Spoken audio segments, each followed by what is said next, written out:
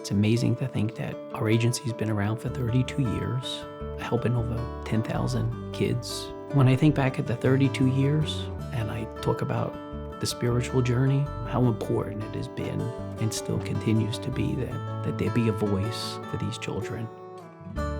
My name is Bob Policastro. First met my wife working with the airlines. We kind of knew right away we were meant to be together. Got married in 1986. In 1989, we're looking to have our second child. Unfortunately, at birth, my daughter went in distress. She lost a lot of blood and oxygen. As soon as she was born, they rushed to the intensive care unit. We were just 29-year-old young couple having no idea what we were about to enter. We were in the hospital at Good Samaritan on the South Shore of Long Island. I always remember being with my wife and hearing them explain the potential of brain damage.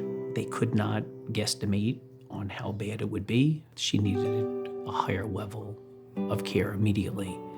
So they transferred her to North Shore Hospital in Manhasset. After a month, we realized that she was very, very devastated.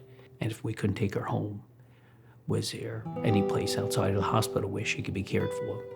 Unfortunately, there was no places locally. We looked in the city, out of state, everywhere. We learned of a specialty hospital in Connecticut that could do the therapies and allow her to live there. So by the time she was transferred at 6 months, they were able to get her off the ventilator.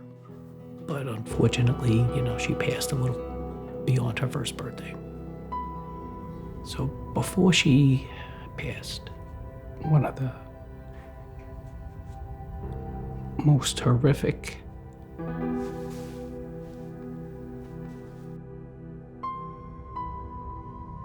they ask you about when should the medical care stop. This is no parent ever wants to make. So after my daughter passed, we started the nonprofit. It was probably 8 years into the effort. I had started discussions with an agency called Independent Group Home Living, IGHL, and they had a lot of experience dealing with group homes, and I wanted a concept that was not institutional based. I wanted a house, a home away from home. 10 years into it, we opened up our first home in East Mauritius. It was perfect. It was an honor to have her name on that house. Shortly after building the first house, we decided that we need to build another one. Took a little longer than we would have liked, but 5 years after the first house, 2005, we were able to open up our second house in Smithtown. After we opened up the Smithtown house, we had built a relationship with Stony Brook at the point. We had all the pieces together, so we opened up our third house. So it really has been beyond a gift in so many ways. It's what drives me and it drives our mission forward. It's the little things. Now I call them the little big things. Being able to give them the little big things is what it's all about.